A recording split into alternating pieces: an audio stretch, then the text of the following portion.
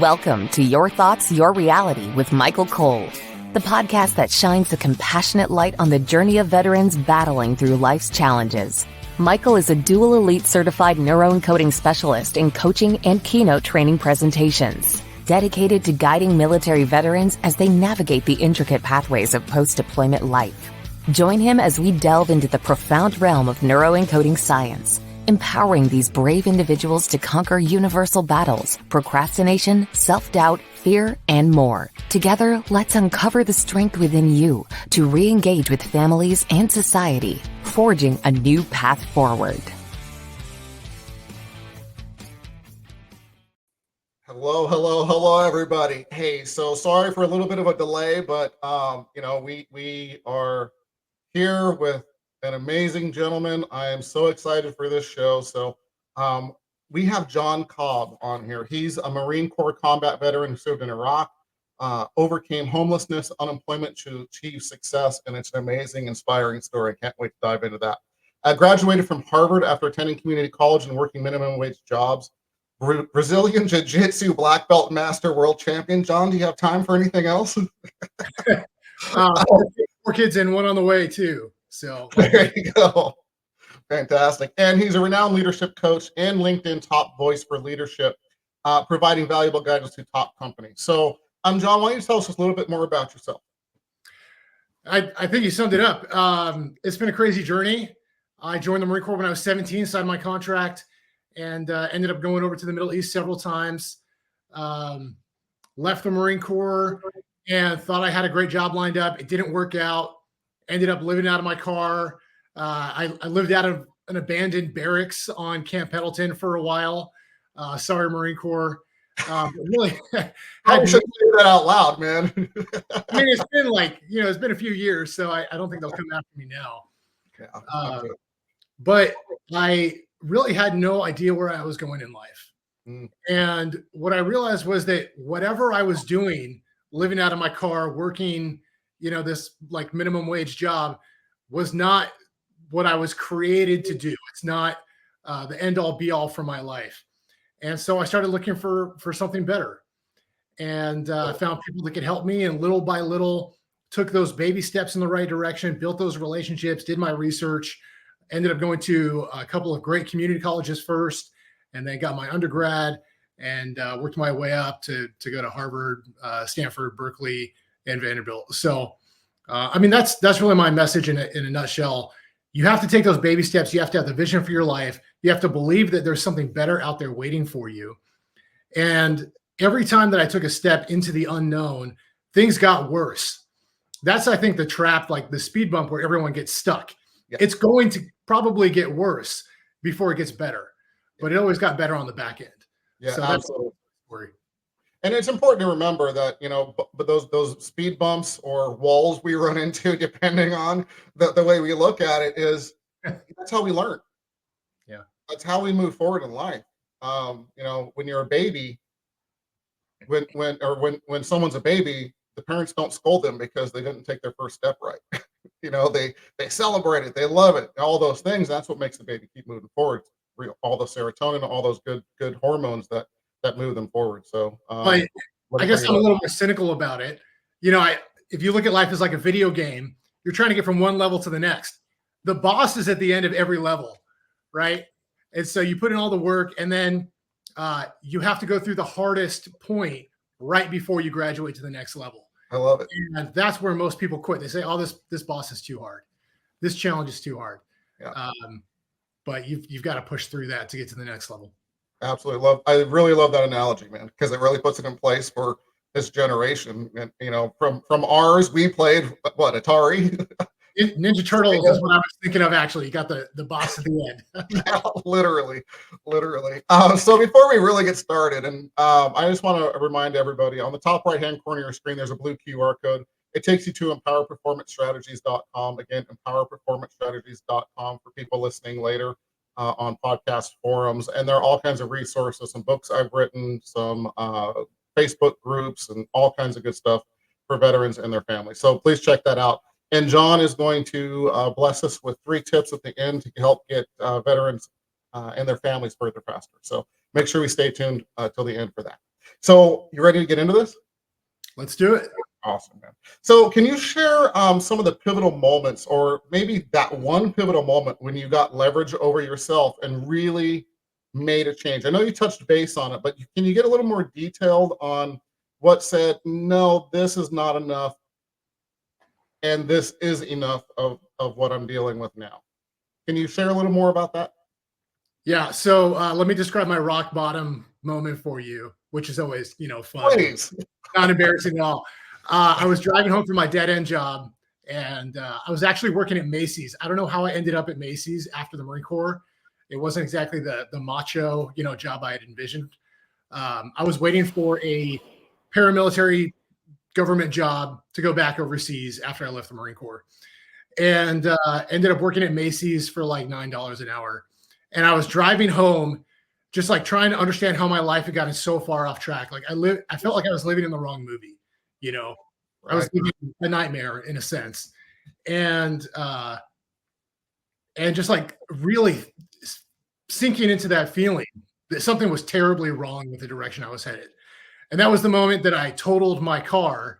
Like having this deep moment of frustration or realization that I was on the wrong track. And then I totaled my car. So that was my boss for, I guess, level one.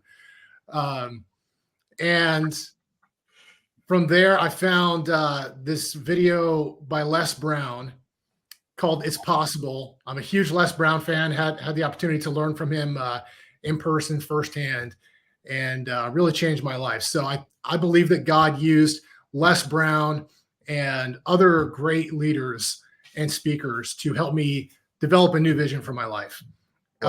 It wasn't about me. That was the key for me. Like it's about me being in a position where I can help other people. Because when I was down and out, I couldn't help anyone. And I've always been a protector. I was a lifeguard in high school. I became a Marine.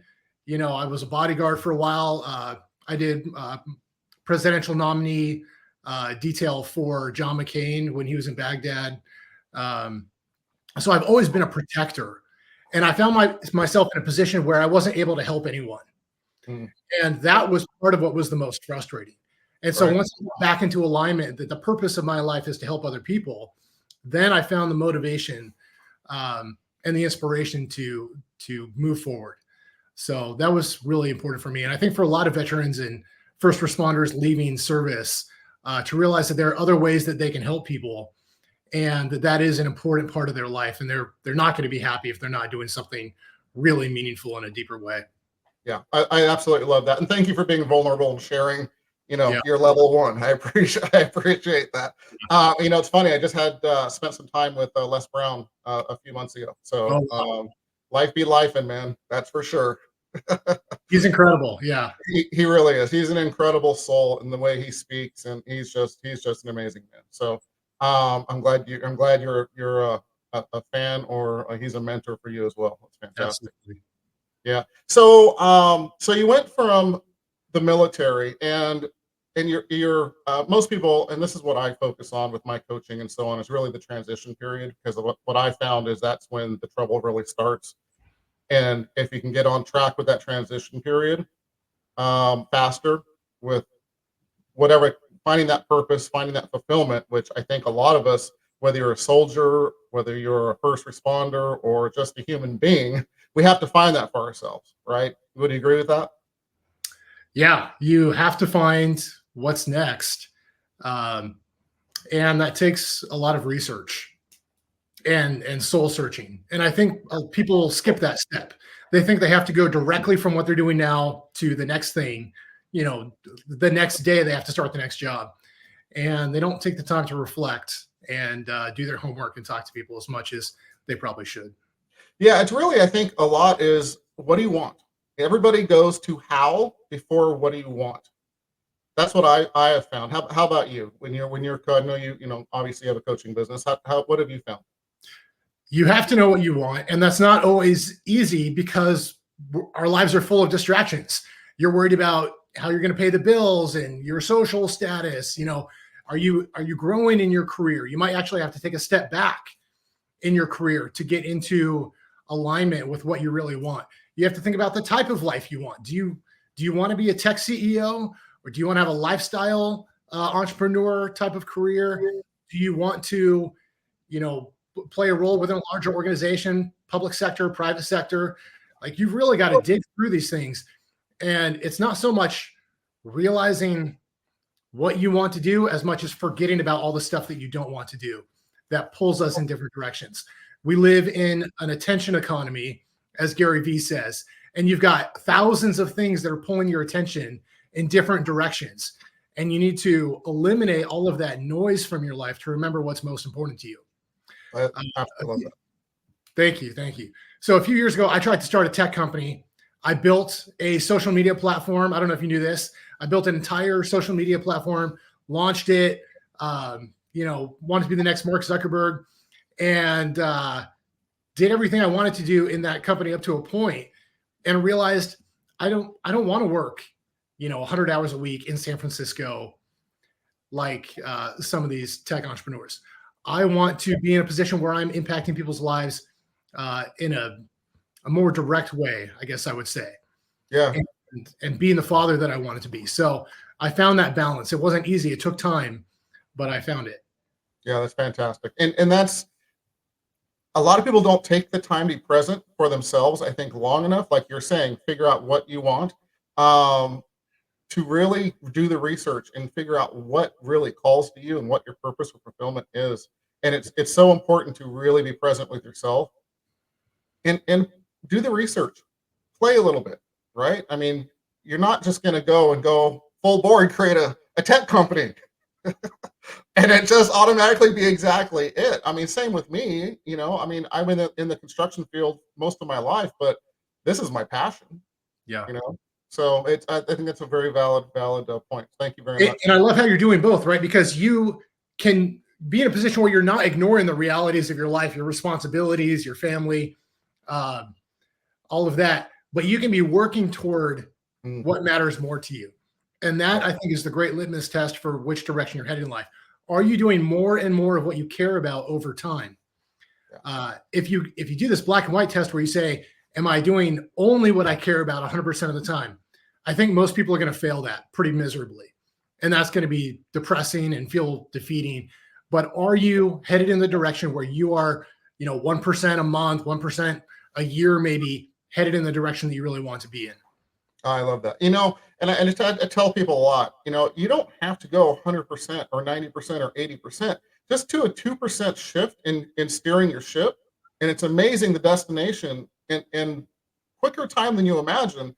You end up in that island that you want to be at instead of, I don't know, I can't even think of something, but not the place that you thought you were heading, but very, very small 2mm shifts and your life changes. Everything changes. And you can do experiments too. I challenge people to do small experiments. You don't have to quit your day job. You can start something on the side. You can start to do the research on the side. Don't get stuck in that planning and research phase, because a lot of people get stuck there trying to have the perfect plan. Absolutely. But be honest with yourself, start taking action. Those micro movements, those 2-degree shifts will change everything over time, for sure. I love that. It's funny because of fear of failure, fear of rejection, the 10 things that stop people from moving forward in life, and they just sit there and aim and aim and aim and don't shoot the gun. It doesn't have to be perfect action, but take the action and shoot the gun, So love that, man. Hey, so what role did the military experiences, because I really want to kind of move in, we're almost halfway through the show already. What kind of experiences did the military and your experience with resilience and your conditioning and training help with moving into, obviously, going into Harvard and all those things? I know you gained so many different skill sets in the military. So what role did that play moving forward into the rest of your life, if you will? Because I really want to focus on, you're on level 1. How do we beat the game? Yeah, so I learned to enjoy the journey. That is something people talk about, but it's really underestimated. Boot camp's a great example. Boot camp is the worst experience of your life. You're treated like dirt. You're not even allowed to refer to yourself in the first person.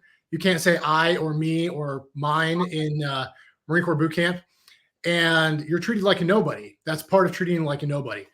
And at the same time, it was one of the best experiences. I learned to love it despite the pain and everything, the lack of sleep. So enjoy the journey. And every day felt like progress. They say that you should go from meal to meal, sleep to sleep, to get you through something like boot camp. Know what baby step you're looking forward to. Know what the reward is that you're going to get in the short term. Don't worry about the big picture. Don't be thinking about graduation. And I think that as we're working towards our goals, it's the same. You have to appreciate every little step along the way. So that was number one. And then two was, realizing that failure is not an option, right? In combat, you give up and you fail, you're dead. So you have no choice but to keep pushing forward. And sometimes you're holding the line, but you can't go backward. Yeah, absolutely love that. It's so funny how we don't look at those SMART goals, I call them, but so they're measured, but those little goals, so you can enjoy that journey and say, yeah, I did it again. Woohoo! Celebrate, right? So it's really really fantastic tip there. Can you discuss the importance of building a support network, especially when you're coming out and transitioning, and how you did that, and how it contributed to your post-service success? Yeah. So honestly, I could have done a much better job. I didn't realize that I needed help initially. Right. And one thing that defined me being stuck when I was essentially homeless was that I was alone. And when I was in the Marine Corps, I was on a scout sniper team, and I was never alone. I always had someone watching my back. We call it fire watch. Someone is up all night long making sure that you're safe. And I love that feeling that we are taking care of each other. Somebody's always got your back. And that's what I lost when I left the Marine Corps. And so you have to find your new squad, your new tribe. Great book there called Tribe by Sebastian Younger. Definitely recommend that for anyone in the veteran, first responder community. You have to know who your tribe is. And for me, part of that was jiu-jitsu. I've got a great jiu-jitsu family around the world. I really think everyone who's deep in the jiu-jitsu world has a connection. So that's been cool. I go to Costa Rica on vacation and I run into someone who says, hey, you got a jiu-jitsu shirt on. Can you come roll with us? And I spent my whole vacation, teaching and training in jiu-jitsu. That happened in the Bahamas too and stuff. So that's been fun. But that's part of my tribe. And you have to have a tribe. And you have to find the experts who've kind of been there and done that, because you're not going to understand what to do. The civilian world is completely different. The interview process is different. And you have to become an expert in how to be successful in that. Just like the military, you have to become an expert in your skill set. Well, getting hired, getting into the education programs that you want to, all of that requires a certain level of expertise. And if you're just going off of what you heard or what somebody told you, or a couple of articles you read, that's not enough. I've read hundreds of articles on the GI Bill, how to get into top programs, how to interview. I took job interviews just for practice, and I was interviewing them too. I would have considered the job, but I looked at them as practice, and I tried to become an expert in the things that I wanted to be successful in. Yeah, that's fantastic. So can we talk about the GI Bill, since you brought it up? Yeah. I think it's super important. How did you maximize, if you can, since you did the research and obviously were successful, how did you maximize your GI benefits? What advice would you give veterans looking to make the same move? Yeah, so somebody a lot smarter than me would have gone straight to like Stanford for their undergrad. But I'm a Marine. We like to do things the hard way. And so I started off going to community college, I used a little bit of tuition assistance when I was in the Marine Corps.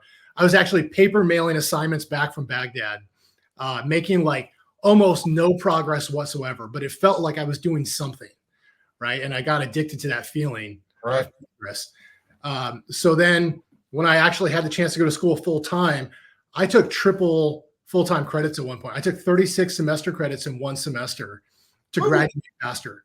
And the school that I went to had the yellow ribbon program, so they paid for everything that the GI Bill didn't. And so I found a way to maximize the benefits that I was offered, and really finished my undergrad in about a year and a half. Most of my undergrad in a year and a half. Nice. So that saved a lot of GI Bill. I used part of that GI Bill to go to the Orange County Sheriff's Academy for my time as a police officer. And so that was 6 months. I used it for a 6-month graduate program at Stanford in international security. And then I used it for my MBA at Vanderbilt.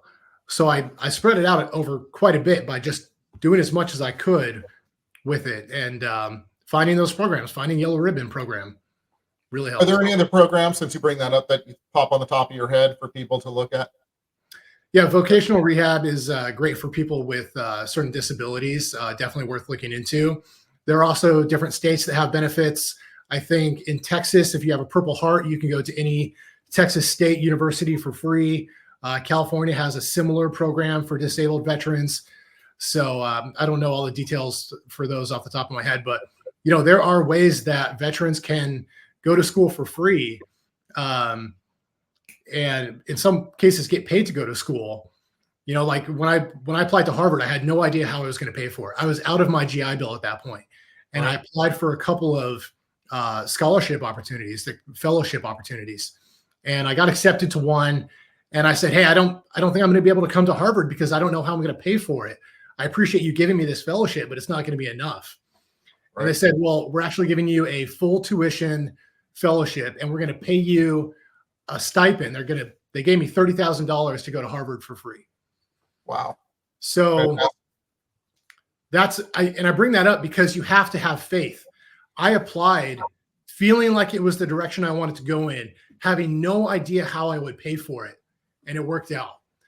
So that's when I challenge people to really take the leap of faith. And that's what a leap of faith looked like to me, putting hours and hours into that application and the fellowship applications, having no idea if I was just wasting my time.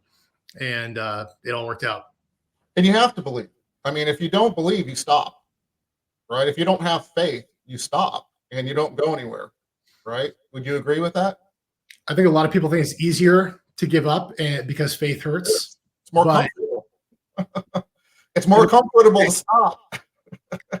No, Les Brown, going back to Les Brown, he said, many people choose known hells over unknown heavens.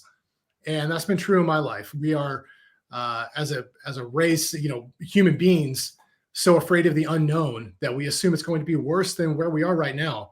When in reality, there are countless opportunities out there. And the odds are that there are many of them that are better than whatever you're doing right now. Yeah. Amen. And, just to add to that, stop and really realize what the truth is. Mm-hmm. Instead of your mind and your thoughts creating your reality, if you will, because they can go good or bad. You see every day kids from the same family, one becomes a billion-dollar superstar or CEO or whatever that is for them. And one goes into drugs or, commits suicide, or whatever the case may be. It's literally those thoughts really do become your reality. There's a reason the name for the show.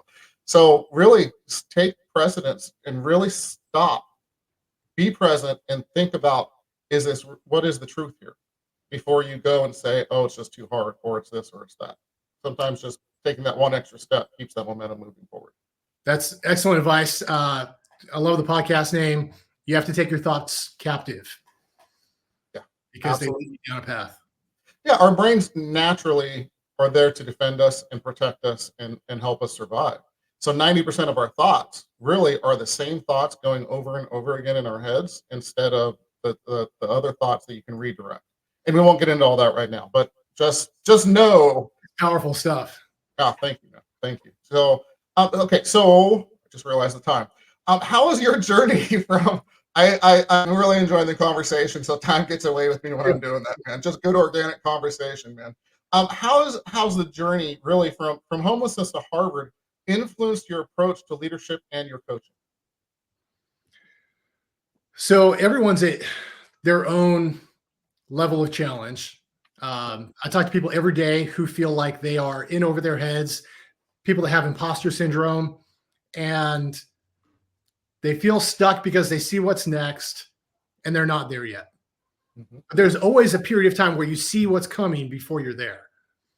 and you have to keep moving forward. So I try to break things down for people so they're not focused on, 10 miles down the road. They're focused on what's next. And it's great to have that big picture vision. But what's like the immediate baby step? And so you talked about SMART goals. I break that down into two extremes. One extreme is the long-term, the best outcome you could possibly have, your really big picture goals. And the other is what is right in front of you that you could do like today, like in the next 5 minutes to make progress. And that's how you get momentum, like looking at your toes to take those baby steps. Absolutely. So I challenge people to really to break things down in that kind of way, and to look back at their own past and see where they've been successful before. I was talking to an executive at a Fortune 100 company, and she was doubting herself. And I made her like write down all of her successes that got her to the C-suite level position, at one of the best companies in the world. And she looked at that list and she said, holy cow, I've overcome everything that has ever gotten in my way. How could I doubt myself now? Love it. That's your brain playing tricks on you. Yeah. Success leaves clues. And when you take the time, ooh, I just got chills. I love when that happens. When you just sit there for a minute and you just look back on your past successes, and even more importantly, celebrate them as they're happening, when you realize, oh man, I was successful here, or hey, I got up today and didn't just lay in bed and watch Game of Thrones again, whatever the case may be. But when you celebrate that stuff and just really just stop and think and make that list, or whatever the case may be, I love your advice. Make that list and just realize, damn, how my success rate at pivoting, or my success rate at moving forward and finding a new job, or whatever that is that your goal is, if you can just do that and just see the success, it changes the game, man. I love that advice. I truly do. I did a poll recently on LinkedIn where I asked people if they felt like they were better off now or worse off than they thought they'd be at this point 5 years ago. Mm-hmm. And not politically, this is not a politics thing. Right. And the majority of people said they're actually better off than they thought they would be. And I thought that was really cool. If we have to keep that in mind, that there's always going to be stuff that we want. There's always going to be stuff that we feel like we don't have, but things are maybe better than you even hoped they would be, prayed they would be a few years ago. Yeah, absolutely. I love that, man. So really, I'm going to ask for your 3 tips in just a minute, because we're about out of time here. So first of all, how do people reach out to you? How do people get a hold of you? So my website is joncobbcoaching.com, John with no H. My email is help@joncobbcoaching.com. And you can find me on LinkedIn. I spend most of my time on LinkedIn, Jon Cobb, and also starting to put more videos on Instagram and other channels. But LinkedIn is really home base for me. Fantastic. So people, again, if you're called to Jon, reach out. He's fantastic. So can you do our 3 tips to get veterans further faster, and their families, of course? Yeah. So tip number 1 is create white space in your life. Go for a backpacking trip, take a week off to reflect, get rid of all that noise, and remember what's most important to you. Number 2 is do your research, read every article that you can find to become the expert on what you want to do. Once you understand what your purpose is, what you feel called to. And then 3, build your tribe. Find people who have been there and done that, maybe other veterans, and start to build this network that is going to pull you and help you really get toward that goal. So there's 3 things, but I mean, the biggest one is don't do it by yourself. I see so many people, smart, ambitious people who are trying to do it all on their own. And specifically, if you want to be an entrepreneur, that can be a very lonely road. So you actually need to have a team. I think of myself as an entrepreneur as part of a team. I've got a bunch of people on, LinkedIn that I work with, and we're all helping each other. So life is a team sport. Business is a team sport. Don't do it by yourself. Absolutely love it, man. And it is so true. It is so true. When you are not in a tribe and you're doing it on your own, it's a lonely road. And again, the thoughts start creeping in, right? So absolutely love those tips, man. Appreciate that. So I just want to thank you again, Jon. This has been truly an honor to have you on. Time is the most precious resource we have as human beings, man. So really, truly appreciate you spending the time with us. My pleasure. It's an honor. Thank you very much. Absolutely. And everybody, I just want to say thank you for tuning in, and we are out of here. All right. Take it easy. Thank you for joining us on another insightful journey of Your Thoughts, Your Reality podcast with your host, Michael Cole. We hope the conversation sparked some thoughts that resonate with you. To dive deeper into empowering your thoughts and enhancing your reality, visit empowerperformancestrategies.com. Remember, your thoughts shape your reality, so make them count. Until next time, stay inspired and keep creating the reality you desire. Catch you on the next episode.